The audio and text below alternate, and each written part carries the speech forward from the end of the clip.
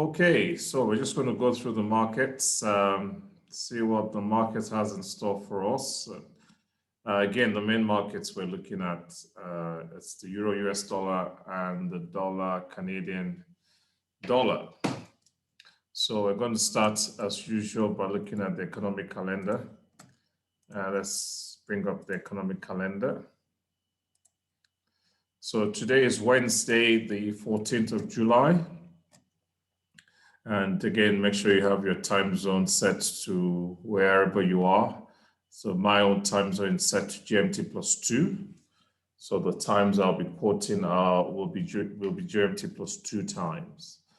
So let's see what's due out today that could affect the Euro US dollar or the dollar Canadian dollar.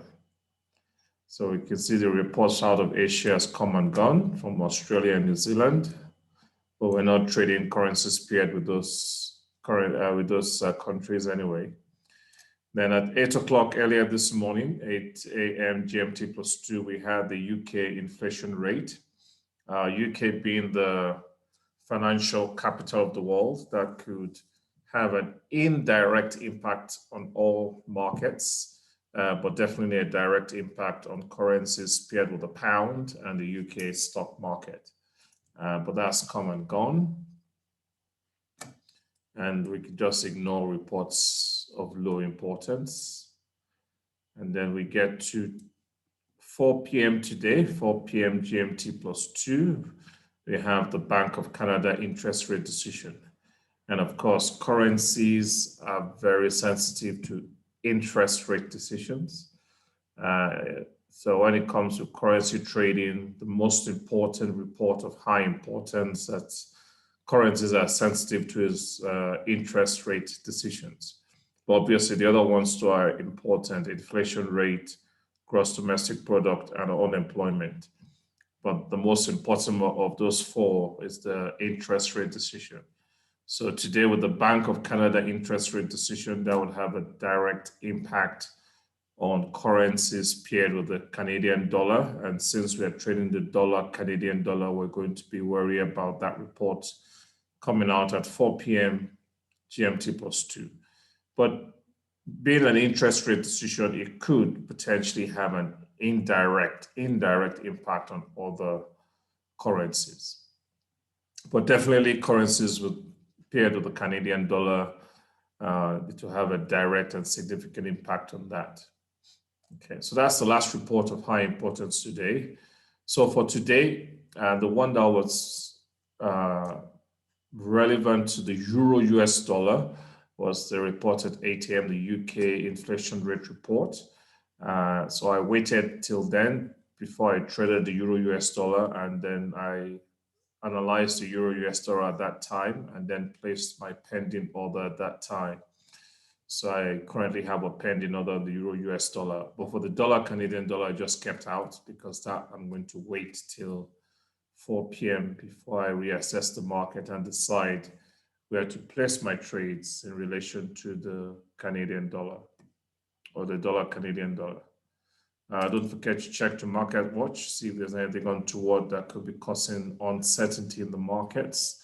But there's nothing really causing uncertainty in relation to the currency market. So let's go to the charts. So we'll start with the Euro US dollar, swing trading. So at the moment, the market is trending down. And the moving average today is 1.2030. So I've adjusted my pending buy order to 2 pips above that at 1.2032 with a 100 pip stop loss. So that's what I've done for my pending swing trade today. So we'll now go to the day trading, 5-minute time frame.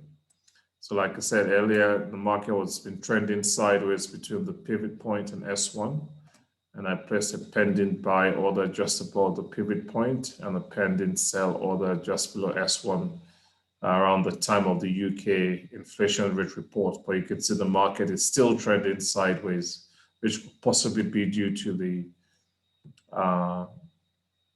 Bank of Canada interest rate decision due out at 4 p.m. But I already have my pending orders there just above the pivot point and just below S1.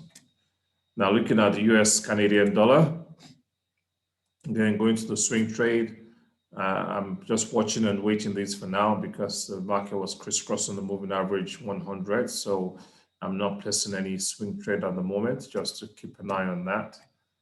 And going to the day trade, go to the 5-minute time frame. We can see the market is currently trending sideways. I'll just quickly mark it out in preparation for the Bank of Canada interest rate decision. So the high there is 1.2539. 2539.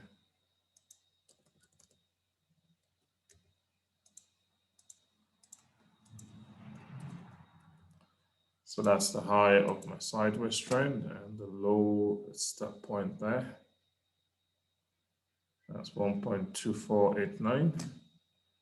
2489.